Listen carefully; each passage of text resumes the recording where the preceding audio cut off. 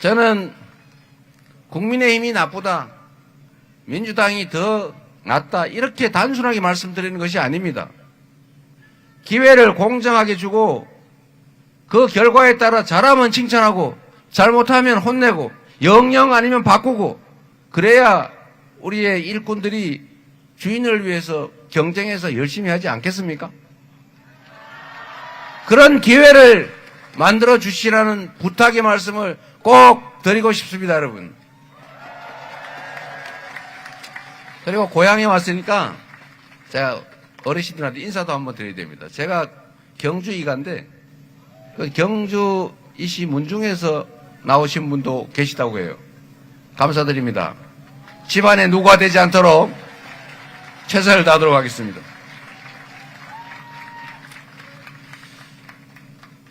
제가 성남이라는 데를 이제 초등학교 마치고 이사를 가서 공장을 다녔는데, 제가 특이한 현상을 발견했어요.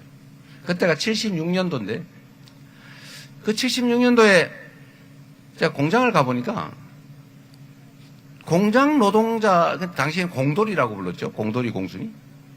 이 공장 노동자들이 거의 다 전라도 사람이에요. 강원도 사람이 조금 있어요. 그런데 관리자들은 거의 다 경상도 사람이에요. 그래서 제가 어린 마음에 나는 왜 관리자가 아니고 공돌이지? 이런 생각을 제가 잠깐 했던 때가 있습니다.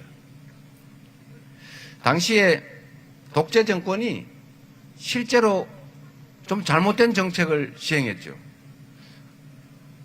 지역을 경상도, 전라도로 나눠가지고 경상도에는 혜택을 더 주고 전라도는 일부러 학대를 하고 전라도, 경상도 싸움을 시키지 않았습니까? 그래서 저도 전라도 사람들은 다 나쁜 사람들인 줄 알았어요. 내가 이 나쁜 사람들 속에 살아야 되나? 전라도 사람들은 뭐 거짓말도 잘하고 뒤통수도 잘 치고 뭐 그런다는데, 이런 얘기를 하도 많이 들어가지고 똑같은 입장에 처해 있는 이 경상도 출신의 공돌이가 그런 생각을 했으니 다른 사람들은 오죽했겠습니까?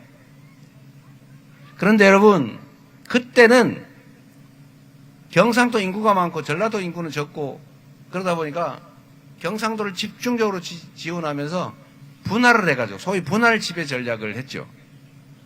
저쪽이 미워해도 이쪽이 지지하면 권력을 유지할 수 있어요. 나쁜 짓이었죠. 그래서 지역 감정이 생겼잖아요. 그런데 지금은 또 어떻게 됐냐? 지금은 경상도라고 혜택 주는 게 없죠, 여러분. 경상도라고 특별히 더 주는 거 있어요? 제가 보니까 경상도나 저 전라도, 광주나 뭐 전남이나 전북이나 다를 바가 없어요. 지방이라서 똑같이 수도권 집중에 따른 피해를 입고 있더라고요. 그런데도 왜 그 당시의 정치 구조는 계속 유지되고 있을까?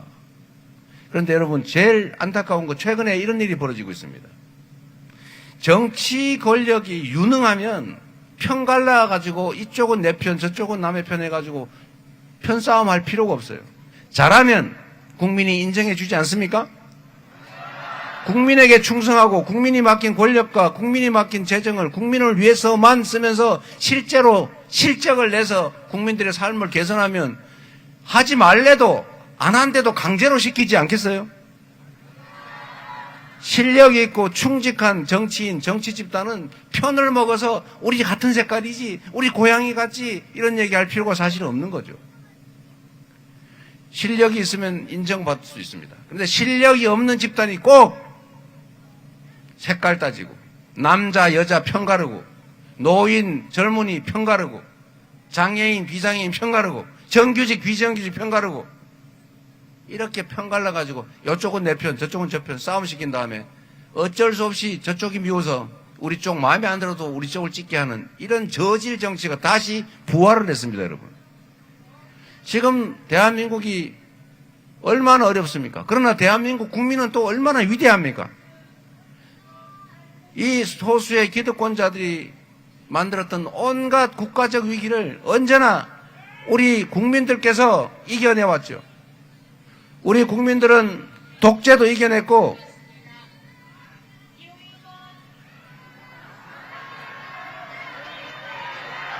잠깐 들어주시죠. 네.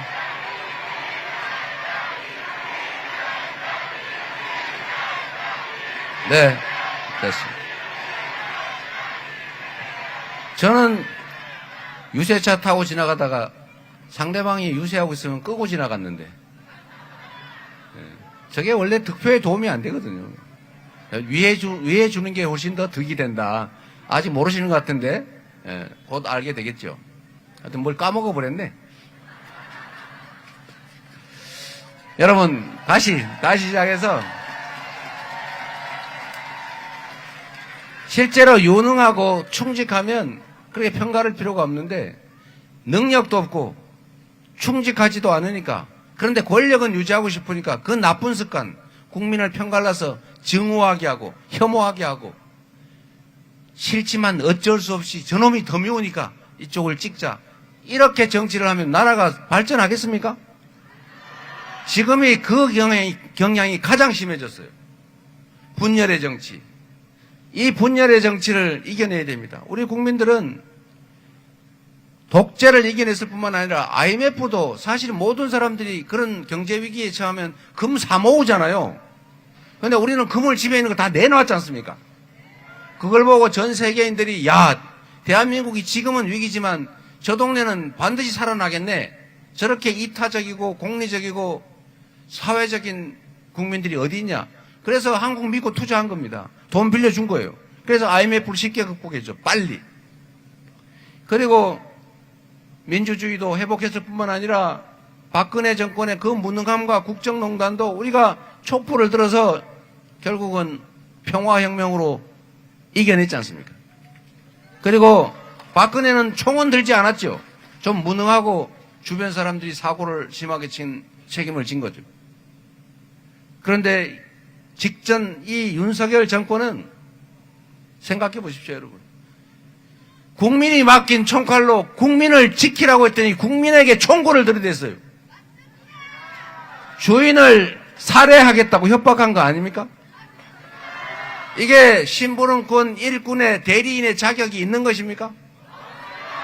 그러나 여러분, 우리 위대한 대한민국 국민들은 맨손으로 장갑차를 맞고 자동소총 총구를 부여잡고 결국은 그들의 그 내란 군사 쿠데타를 진압했습니다. 그리고 모레 우리 국민들은 총알보다 더 강한 투표지로 이 나라가 대한민국 국민이 주인인 진짜 대한민국이라는 사실을, 민주공화국이라는 사실을 증명하지 않겠습니까? 여러분이 바로 그 주역 아닙니까?